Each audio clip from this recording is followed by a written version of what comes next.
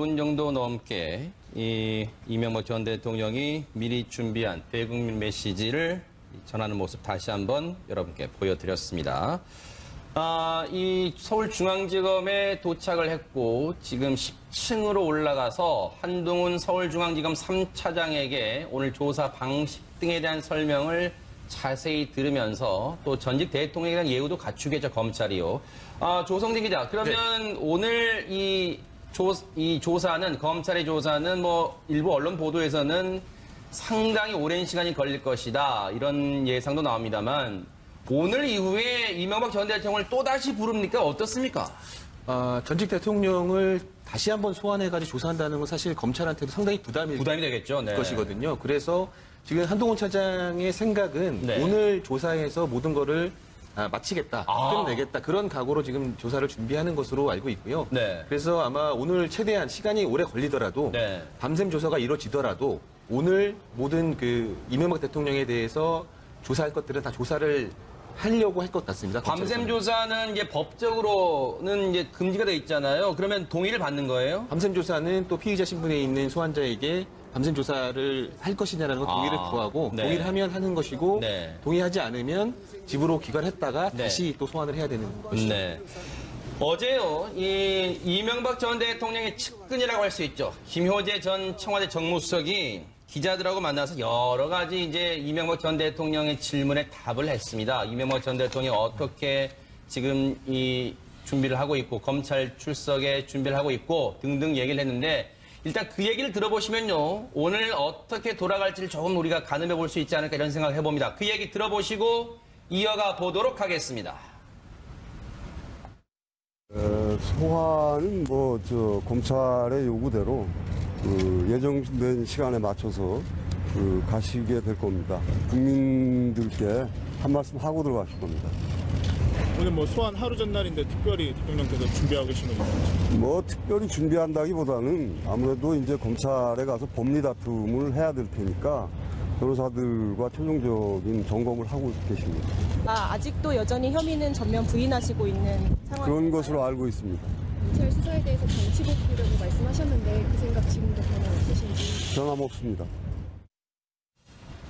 그러니까 최단민 변호사님, 지금 김효재 전 정무수석의 마지막 얘기, 그러니까 오늘 이명박 전 대통령이 검찰의 조사에 임하는 태도를 조금 엿볼 수 있는 대목이 아닐까 이런 생각을 해봅니다. 네, 맞습니다. 여러 가지를 볼 수 있는데 결국은 저 얘기를 압축을 해서 말을 하자면 그냥 정치적인 보복이다, 이러한 것으로 볼 수가 있겠죠. 네. 이것이 이제 기존의 측근들의 입장이고요.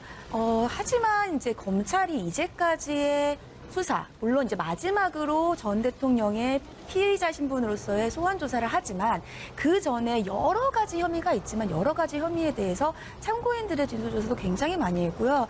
참고인이 이제 피의자로 변해서 지금 재판을 받고 있는 경우들도 굉장히 많습니다. 그 얘기인즉슨 이미 기소를 해서 재판으로 넘겨졌다, 참고인은. 이 뇌물 같은 경우에는 이것이 본인 처음엔 참고인으로 왔다가 예를 들면은 이제 피의자로 갔다가 재판을 갔다. 예를 들면 김백준 전 기획관 같은 경우를 예를 들자면 김백준 전 기획관의 경우에는 공소장에 방조범이라고 돼 있단 말이죠. 그리고 공소장에 이명박 전 대통령이 주범이다라고 되어 있어요. 네. 그러고선 이미 기소를 했다는 얘기는 검찰 입장에서는 우리는 이 지금 현재 이명박 전 대통령의 마지막에 소환 조사를 앞두고 있지만 네. 지금 많은 자료를 가지고 있다라는 자신감의 표현이라고도 볼 수가 있거든요. 그래서 물론 이명박 전 대통령의 입장에서는 지금 현재 저러한 입장을 가지고 있고 저 입장을 기준으로 해서 향후의 검찰 수사, 물론 오늘이 이제 거의 마지막으로 될 것으로 예상이 되는데 검찰 입장에서도 그렇고 이명박 전 대통령 입장에서도 다시 오기는 사실 쉽지가 않습니다. 그래서 오늘 이제 마지막으로 끝낼 거라고 예상은 되지만 그럼에도 불구하고 과연 이명박 전 대통령이 가지고 있는 지금의 이제 스탠스가 계속해서 이어져 갈 수 있는지, 왜냐하면 너무 측근들이 많이 등을 돌렸기 때문에 그런 것들이 가능할지는 좀 향후에 지켜봐야 되지 않을까 싶습니다. 사실 이명박 전 대통령이 오늘 검찰에 소환되기까지는 11년, 물론 중간에 검찰 수사도 있었습니다. 없었던 게 아닙니다. 특검도 있었습니다. 그런데 오늘 검찰이 소환한 것은 검찰 입장에서는 만반의 준비를 갖췄다 해도 과언이 아닐 겁니다. 이명박 전 대통령을 겨누기 위해서 그동안 이명박 전 대통령 측근을 포함해 주변인들을 모두 불러서, 거의 전방위적으로 불러서 소환 조사를 했었습니다. 그럼 11년 전에 과연 이 오늘 검찰이 수사하기까지 11년 전에 과연 이명박 전 대통령은 자신을 둘러싼 의혹에 대해서 2007년 당시 한나라당 대선 후보 경선 때로 돌아가 보도록 하겠습니다. 같이 듣고 돌아오겠습니다. 도곡동 땅이 누구 땅이냐? 검찰은 이미 다 알고 있습니다.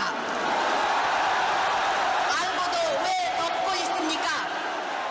떳떳하다면 하늘이 두 쪽이 나더라도 내 땅이 아니라고 말할 것이 아니라 검찰에 동의서만 갖다 주면 됩니다.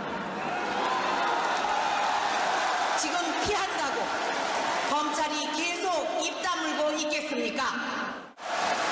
뭐 여러분, 뭐 도곡당이 어떠다고요? BBK가 어떠가요? 새빨간 거짓말입니다, 여러분.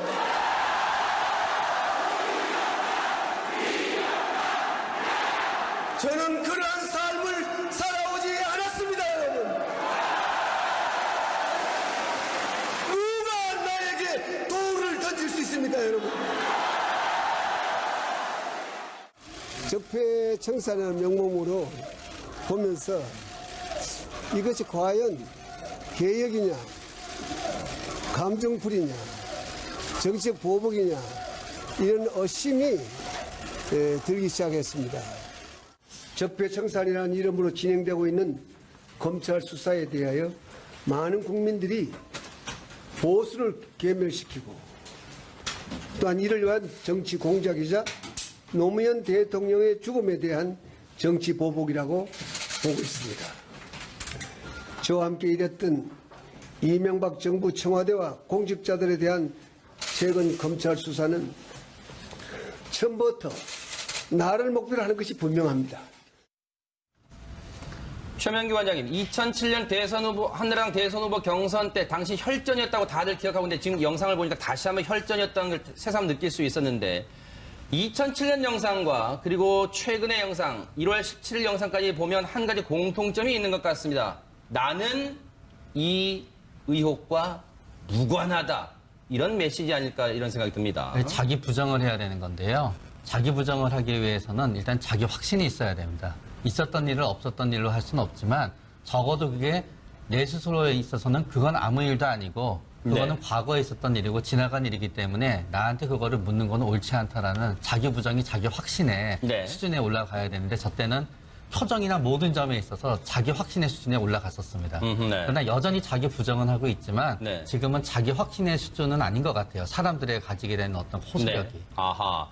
김성환 평론가님, 앞서 제가 오늘 2018년 3월 14일 검찰이 이명박 전 대통령을 포토라인 세운 게 처음이 아니라 이렇게 말씀을 드렸는데 앞서 이명박 전 대통령을 둘러싼 의혹에 대해서는 검찰 수사도 있었고 특검도 있었습니다. 하지만 두 차례 모두 많은 비난을 받았던 것도 사실입니다.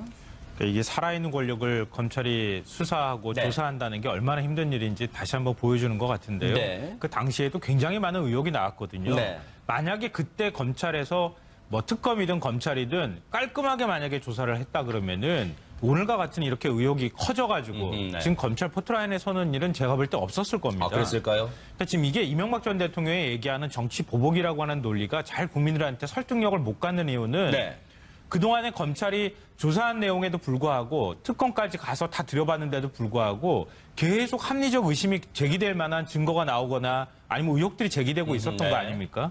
근데 그 제기된 의혹들에 대해서 어찌 보면 지금 이제야 와서 제대로 검찰이 한번 들여다보겠다고 하는 메시지로 국민들한테는 읽히거든요. 그러니까 누가 정치적 의도를 갖고 이걸 접근을 하고 검찰 수사를 한다고 국민들이 받아들이지 않는 이유가 이제 바로 그래서 그런 것 같다고 생각되고요.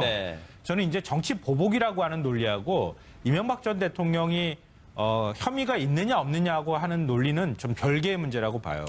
왜냐하면 이 전 대통령이 지금 자꾸 정치 보복이라고 얘기하는 것은 전직 대통령이 됐는데 그동안에 여러 가지 나의 치부가 설령 있다 하더라도 전직 대통령으로서 예우해주고 그냥 덮고 가자. 이런 심리가 저는 깔려있다고 보거든요. 근데 그런 거를 겨우 검찰이 다시 나를 여기까지 불러내는 것 자체 행위만으로 정치 보복이라고 하는 논리가 성립되는 것이고 그거 외에 이 전 대통령이 죄가 있느냐 없느냐는 문제는 그건 유무죄를 가리는 것이기 때문에 그건 별개의 문제다. 네. 근데 이 전 대통령은 그걸 두 가지를 섞어가지고 네. 나는 아무 잘못이 없는데 마치 지금 여기에 불러내는 것처럼 이렇게 지금 얘기하고 있다고 저는 그렇게 생각하고요. 네. 지금 이제 뭐 도곡동 땅 문제부터 결국은 이 문제가 불거지기 시작하지 않았습니까? 근데 도곡동 땅 문제는 이명박 전 대통령 형인 이상은 씨가 그거 동생 거다라고 얘기를 하고 있는 상황이고요. 지금 다스 비자금 그동안 한 300억 정도 조성했다고 하는데 네. 그 일부가 경선 자금으로 앞서 이제 이 전 대통령이 새빨간 거짓말이라고 하는 그 경선 자금으로 돈이 들어간 정황이 또 포착되기도 하고 하는 상황이기 때문에 네. 이 전 대통령이 만약에 검찰에 들어가가지고 조사를 받을 때 난 다 모릅니다. 이렇게 얘기할 수 있겠는가, 과연. 저는 그거 아마 쉽지 않을 거라고 보는데 네. 만약에 이 전 대통령이 부인을 한다 그러면은 저는 그냥 그 부분에 대해서는 할 말 없다고 그냥 묵비권을 행사할 가능성이 이제 높지 않을까 하는 생각이 듭니다. 물론 추정이긴 합니다만. 네. 2018년 3월 14일 오전 9시 30분 우리 국민은요 원했건 원하지 않았건 부끄러운 역사가 되풀이되는 장면을 결국 보고야 말았습니다. 홍순빈 아나운서, 과거 대통령이 검찰의 포토라인 앞에 섰던 경우 여러 차례 있었죠. 그걸 정리해 볼까요? 네, 그러니까 여러 차례 한 4차례 정도 있었는데요. 먼저 이제 그 하나하나 이제 살펴보도록 하겠습니다. 일단 그 전두환 전 대통령이 있었고, 그 다음에 이제 노무현 전 대통령, 그리고 이어서 노태우 대통령, 전두환 대통령, 그리고 노무현 대통령, 박근혜 대통령, 그래서 이어서 이제 이명박 대통령까지 총 5명의 그 전 대통령들이 이제 포토라인에 서게 된 거죠. 오늘 2018년 3월 14일 이명박 전 대통령까지 해서 모두 우리 대한민국 헌정사상 5명의 전직 대통령들이 검찰의 포토라인 앞에 섰습니다. 엄밀히 말하면 전두환 전 대통령은 포토라인에 서지 않았습니다. 이른바 골목성명을 발표해서 국민의 공분을 더 자아낸 바가 있었죠. 당시 검찰에 출석했을 때 전직 대통령들은 무슨 말을 했는지 얘기를 들어보시고 이어가 보도록 하겠습니다. 국민 여러분들에게 정말 송구합니다. 이 사건에 대해서 내 혼자서 모든 책임을 안고 어떤 처벌도 달게 받을 각오입니다. 만일 제가 국가의 헌정 질서를 물랑케 한 범죄자라면 이러한 내란 세력과 야합해온 김 대통령 자신도 이에 대한 응분의 책임을 져야 하는 것이 순리가 아니겠는가 생각합니다. 현 정국의 정치적 필요에 따른 것이라고 보아 저는 검찰의 소환 요구 및 여타의 어떠한 조치에도 협조하지 않을 생각입니다. 국민 여러분께 면목이 없습니다. 실망시켜드려서 죄송합니다. 가서 잘 다녀오겠습니다.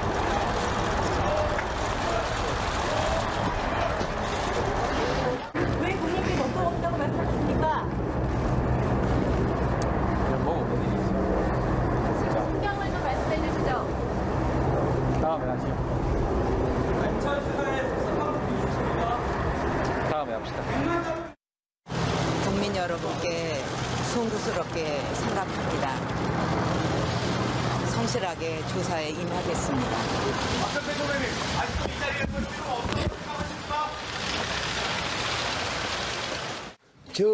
재임 중 일어난 모든 일의 최종 책임은 저에게 있습니다.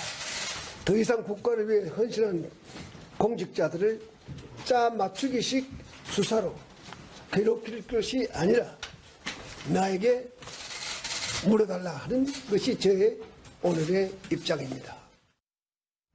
여러분과 얘기를 해보는 사이에 시각이 어느덧 흘러서 지금 10시가 다 돼가고 있습니다. 본조사가 10시 정도 진행이 될 거란 전망이 있었는데요. 조성진 기자, 지금 저 앞에 지금 MBN 취재기자 나가 있잖아요. 지금 현장 취재기자 얘기 들어보니까 조사실이 1001호, 거기에 뭐 블라인드 다 쳐있고 뭐 그런다면서요. 네네. 그 아마 보안을 철저히 하기 위해서 네. 블라인드 다 치고 외부의 통제를 철저하게 한 네. 상태에서 조사를 진행하는 것으로.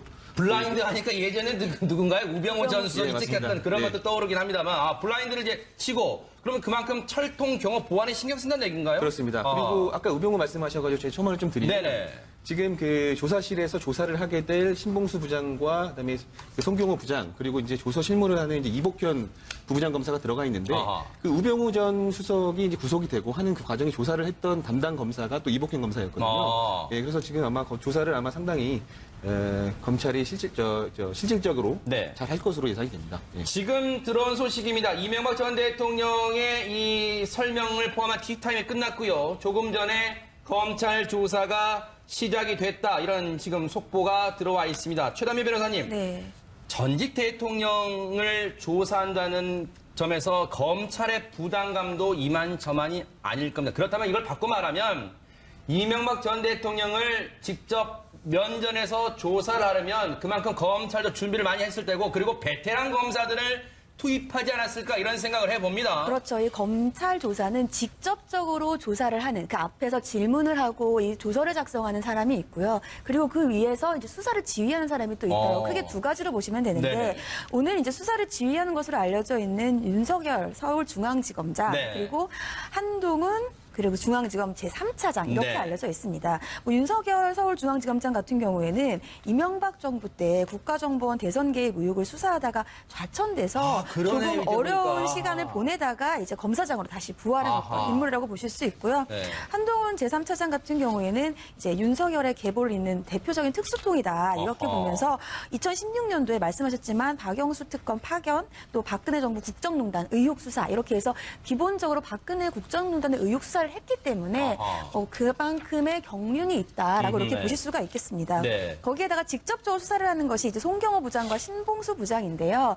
이것이 두 명의 부장이 나눠져 있는 이유가 처음에 이명박 전 대통령의 혐의가 나왔을 때에는 국정원 특활비 이런 뇌물과 관련된 것이었어요. 네. 본인과 그 측근들의 뇌물. 네. 이것이 처음에 서울중앙지검에서 수사를 하고 있었고요.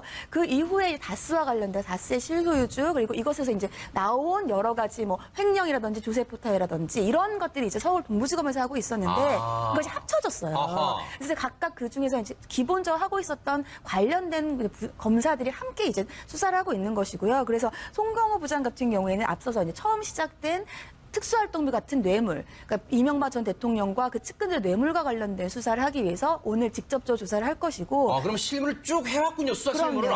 그리고 신봉수 부장 같은 경우에는 그 이외에 다스라든지 아니면 거기와 관련된 비자금 조성, 그리고 이제 이때 영포빌딩을 압수수색해서 나온 청와대 문건 유출 이런 부분들에 대해서 오늘 조사할 예정입니다.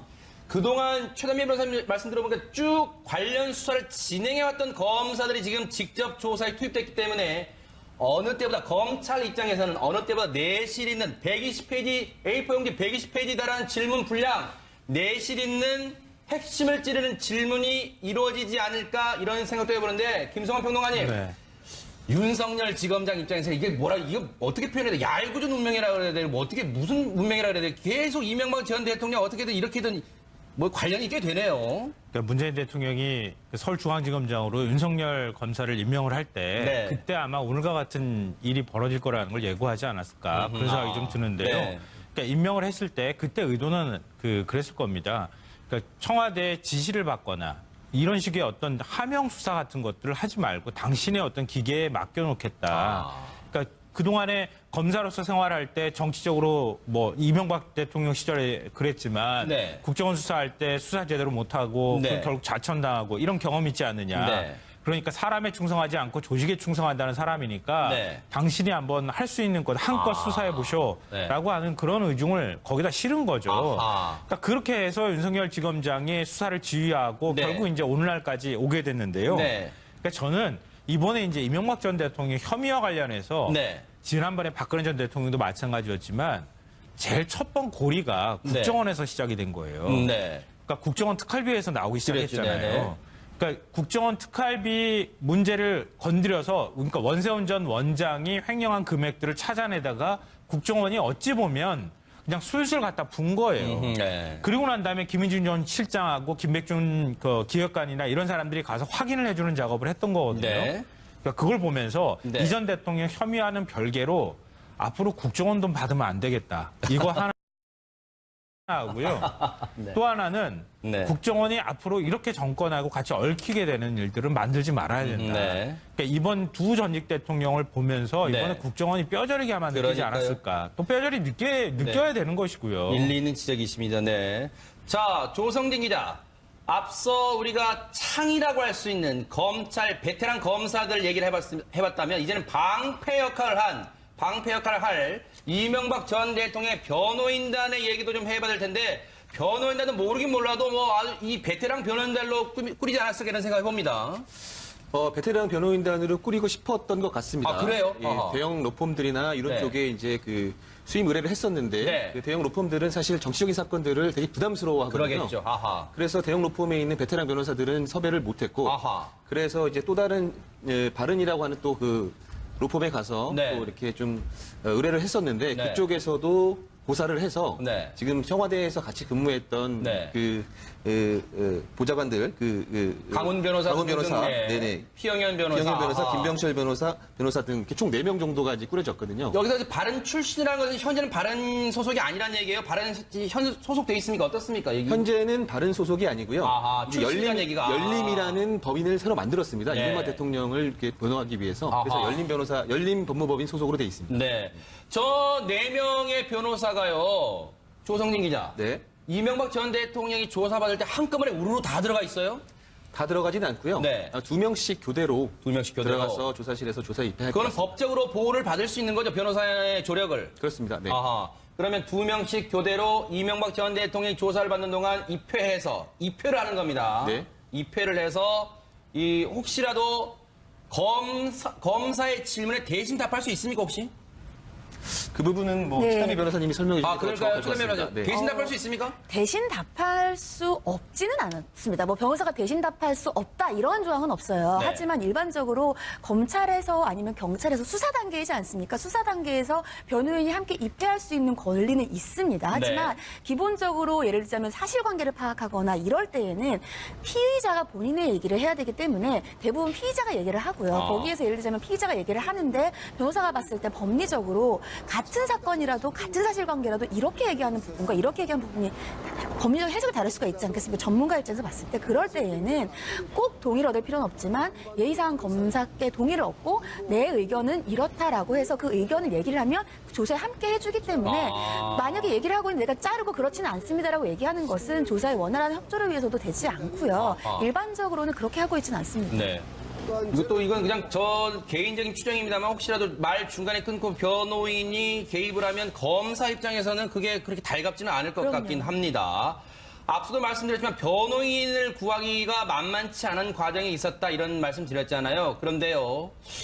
김효재 전 청와대 정무수석, 이명박 정부 때 당시 수석이었죠. 이런 기자들과 만나서 이런 얘기도 했습니다. 들어보시고 얘기를 이어가 보도록 하겠습니다. 변호인단 선임에 상당히 어려움을 겪고 있다고 알려져 있는데 그 부분 한 말씀만 해주시죠. 아시다시피 이 대통령께서는 전 재산을 사회 환원하셨습니다. 서울시장 4년 동안 월급도 한 푼도 안 받으셨고요.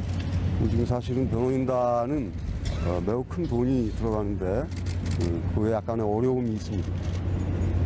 그게 재정적인 문제. 네, 그렇습니다. 김성환 평론가님, 재정적인 문제에 돈이 없다는 얘기잖아요. 쉽게 말하면.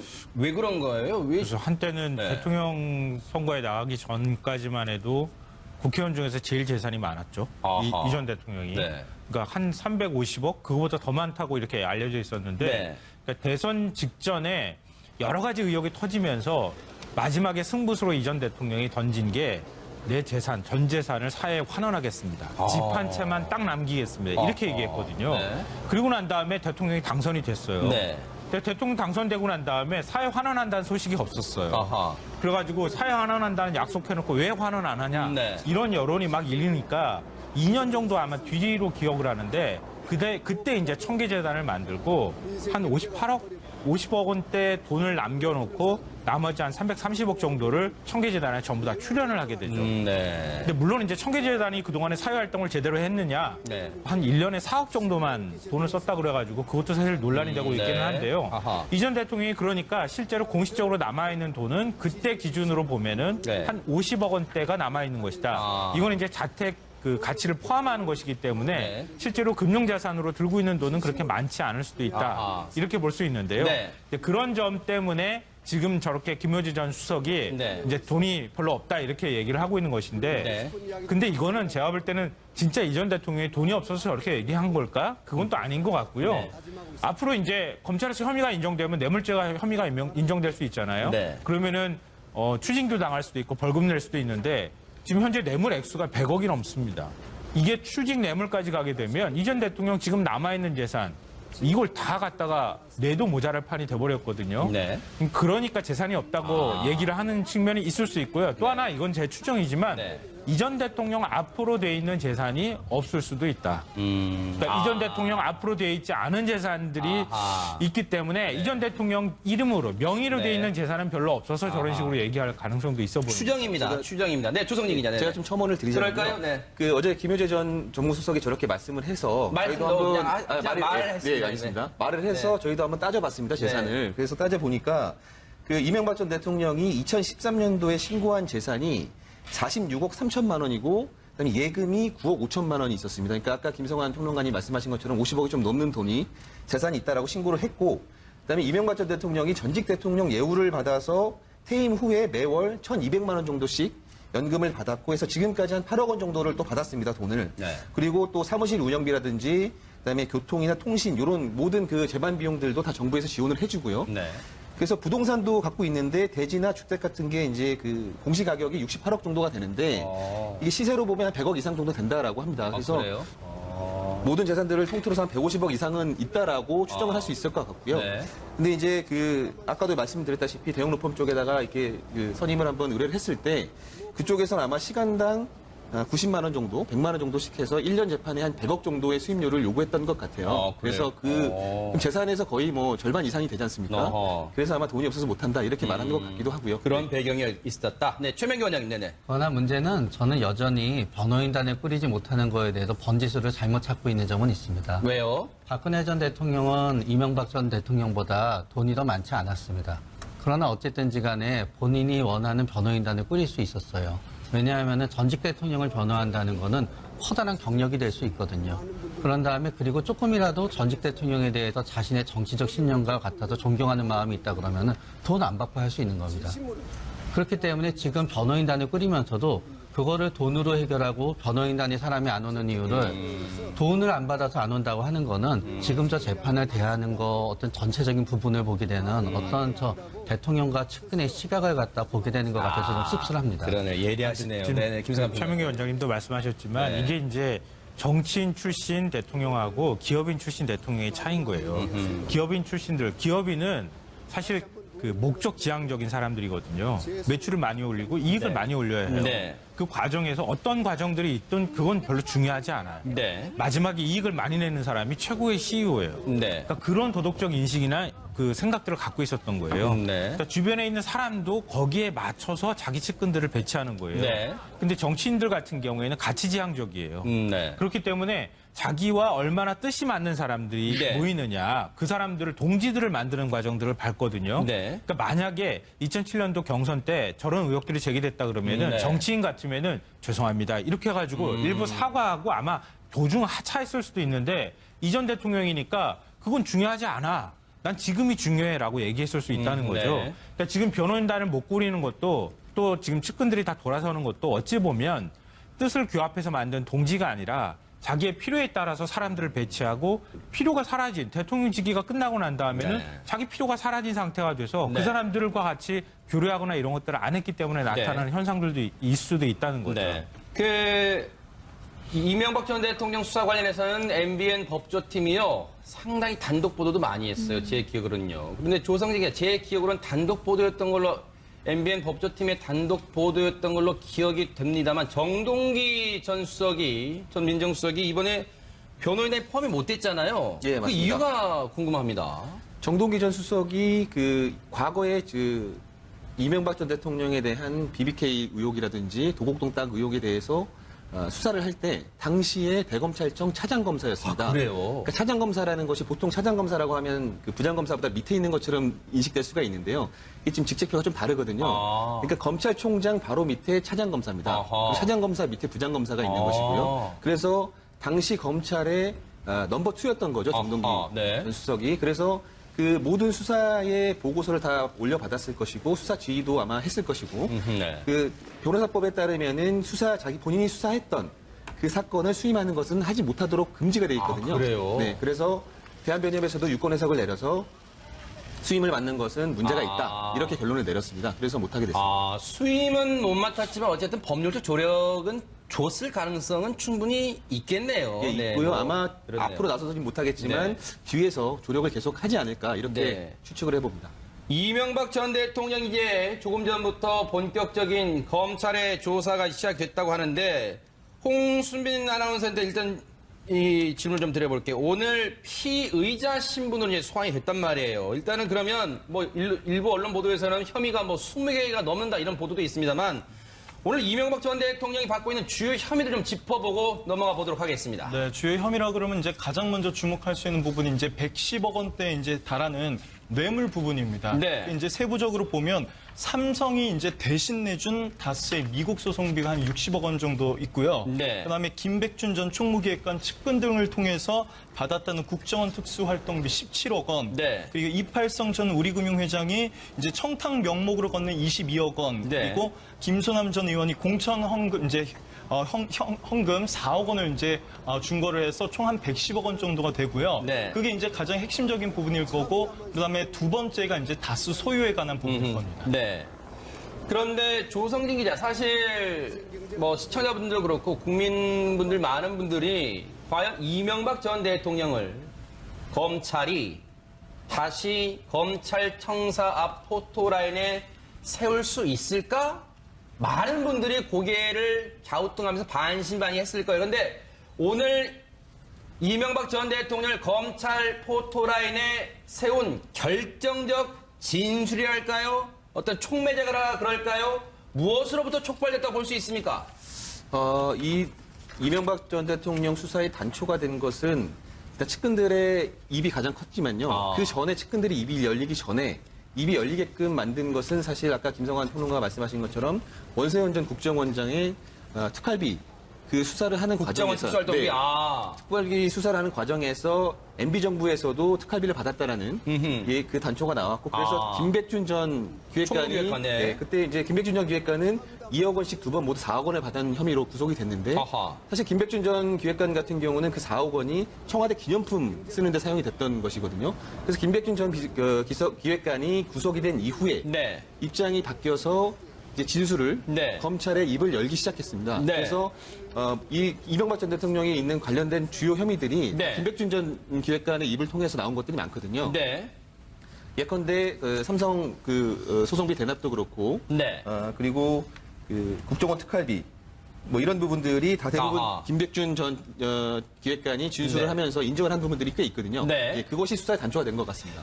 최다비 변호사님, 그런 맥락에서 보면 사실 이명박 전 대통령 관련해서는 앞서 김성환 평론가님의 어떤 분석도 있었습니다만 측근들이 등을 돌린 사람들이 많다. 물론 이명박 전 대통령 입장에서는 배신자로 이제 볼 수 있는 부분이겠죠. 뭐 김희중 전 부속실장 특활비 관련해서 결정적 진술 등 많이 했고요. 김백준 전 청와대 총무기획관 등등 있는데 이 측근들의 마음을 사로잡지 못했던 점, 이명박 전 대통령 입장입니다. 이 측근들이 등을 돌린 부분이 검찰 수사에 어떤 탄력을 받게 했던 촉매제다 이런 분석도 있더라고요. 네, 저는 이제 앞서서 말씀해주신 것도 사실은 이제 처음에 이 수사를 하면서 수사에서 다른 사람들이 입을 열게 한 촉매제가 됐을지 저는 확실합니다. 근데 저는 여기에서 결정적으로 이제 쐐기를 박는 측근의 등을 돌린 것이 저는 사실 이병모 청계재단의 이사장이라고 생각을 해요. 왜냐하면 처음에 물론 말을 하고 다른 사람들이 말을 통해서 진술을 꼬리를 무는 도 중요하지만 특히 가장 큰 혐의가 지금 뇌물이란 말이죠. 네. 뇌물이 뭐 예를 들자면은 특활비도 있고 민간 뇌물도 있고 이 뇌물은 진술만으로 사실 되는 게 아니에요. 왜냐하면 진술을 했을 때 뇌물을 이때까지 많이 보셔서 아시겠지만 이 뇌물이 밑에 있는 사람이 받았을 때 어디까지 올라갔느냐. 지금 딱 이명박 대통령이 하고 있는 얘기가 나는 한 적이 없다, 보고받은 적이 없다 아니겠습니까? 그렇죠. 그러니까 이 자금의 흐름이 이명박 전 대통령까지 가야 되는데 저는 물론 언론을 통해서밖에 내용을 알지 못해서 정확히 구체적으로 검찰이 어떠한 수사 자료를 이병모 이사장으로부터 받았는지는 정확히는 모르겠습니다만 저는 그때 굉장히 유의미한 자금의 출처와 관련된 것들을 받았다고 예상을 합니다. 그래서 그 앞에 있었던 분들 같은 경우에도 그 전지수가 달라진 부분이 그냥 이명박 전 대통령으로부터 인간적인 예를 들면은 더 이상의 신인관계가 없었다거나 그것도 저는 굉장히 중요한 부분이라고 생각을 하지만 네. 본인이 그런 것들을 떠나서 더 이상은 거부를 했을 때에 본인에게 오는 불이익이 더 큰 거예요. 그만큼인즉슨 검찰이 내놓은 증거 자료가 본인이 얘기하는 것과는 상반되는 진술이 너무 많았다는 거죠. 그런데 사실은 그때까지만 해도 진술과 진술의 대립이기 때문에 어느 정도 빠져나갈 구멍은 있을 수 있습니다. 네. 하지만 자금의 출처가 나왔을 때는 더 이상은 어떻게 할 수가 없어서 네. 저는 그런 부분들이 이제 측근들이 마지막으로 등을 돌린 네. 가장 유의미한 진술의 시기가 아니었나 싶습니다. 그게 바로 영포빌딩 지하에서 나온 지하 창고에서 나온 대통령 기록물이잖아요. 그렇죠. 거기 안에 관련 증거들이 다 들어있었다는 거 아닙니까? 네. 그러니까 그것하고 이병모 사무국장하고 같이 이제 연결되는 지점이 있는 거고요. 네. 검찰이 처음 영포빌딩 갔을 때 별로 소득 없이 그냥 돌아왔는데 세 번째 들어갔을 때 우르륵하면서 자료를 들고 나올 수 있었던 것도 네. 결국은 거기에 누가 문건을 빼돌렸다고 하는 진술을 받거나 그런 네. 제보를 받았을 텐데 그 제보의 당사자로 지목되는 사람이 이병모 사무국장이다. 네. 이렇게 보면 될 것 같고요. 네. 지금 혐의는 그러니까 크게 줄거리를 따지면 두 가지예요. 제가 볼 때는. 네.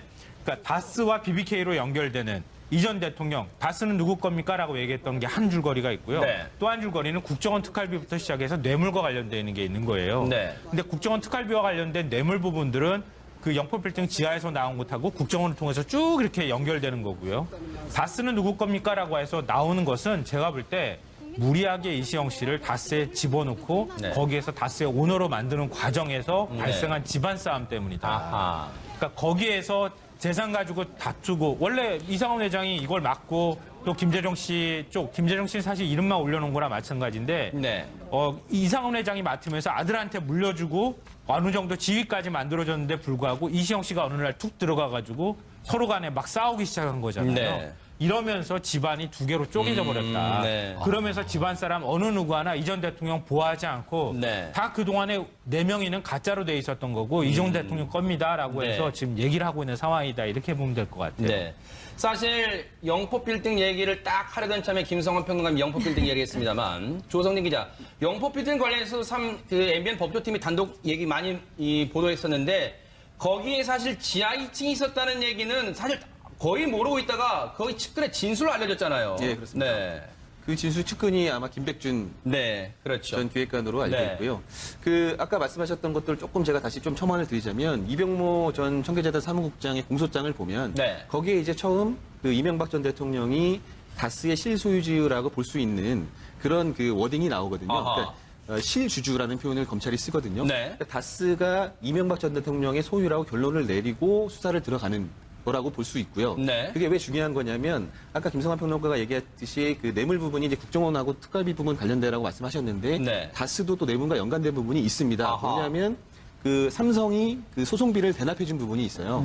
그게 이명박 전 대통령이 다스의 실소유주가 돼야 뇌물죄가 입증이 되는 것이고 만약에 다스가 이명박 전 대통령의 실소유주가 아니다라고 결론이 나면 그 부분은 제3자 뇌물이 또 되는 거거든요. 그럼 또 복잡해집니다. 그래서 직접 뇌물로 아마 수사하는 것이 훨씬 더 입증하는 것이 더 수월할 것이기 때문에 예, 그래서 아마 최단비 변호사님, 만약 그렇다면요, 오늘 뭐 동의를 얻는다면 이명박 전 대통령의 동의를 얻는다면 밤샘 조사까지도 검찰은 계획하는 것 같습니다. 그러면 만약에 검찰이 이 추궁하는 질문과 이명박 전 대통령의 대답이 다를 경우 혹시 이명박 전 대통령의 측근들과 대질 신문을 벌일 가능성도 있을까요?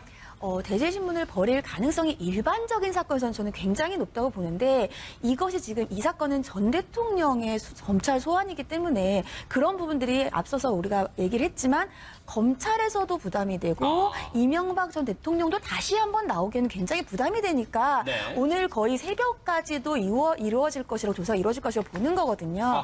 그래서 만약에 검찰 입장에서 지금 굳이 대제 수사를 받을 필요가 없는 정도의 유의미한 물적인 증거를 가지고 있다. 왜냐하면은 이명박 전 대통령의 상반되는 참고인의 진술과 참고인 진술만 하면 대립이 되면 진술과 진술이기 때문에 신빙성 싸움이 되는데 얘기를 했는데 이명박 전 대통령이 이렇게 얘기했지만 이거 보세요 하면서 물적 증거를 내민다. 예를 들자면 자금의 흐름이라든지 아니면 이런 것들을 내밀었을 때에는 굳이 대제 조사까지도 필요 없을 수도 있거든요. 보통은 하지만 이번 사건의 특성상 그렇기 때문에 그 부분은 검찰이 어느 정도의 유의미한 자료를 가지고 있는지에 따라서 달라질 것으로 보입니다. 2018년 3월 14일 우리 국민의 입장, 우리 국민의 마음이 편치는 않을 것 같습니다. 원했건 원하지 않았건 우리 대한민국의 부끄러운 역사를 되풀이되는 역사를 보는 것 같아서 마음이 편치는 않으실 것 같습니다. 이명박 전 대통령 소환 얘기는 오후 와이드 프로그램과 MBN의 정통 종합뉴스 뉴스8에 더 자세히 전해드립니다.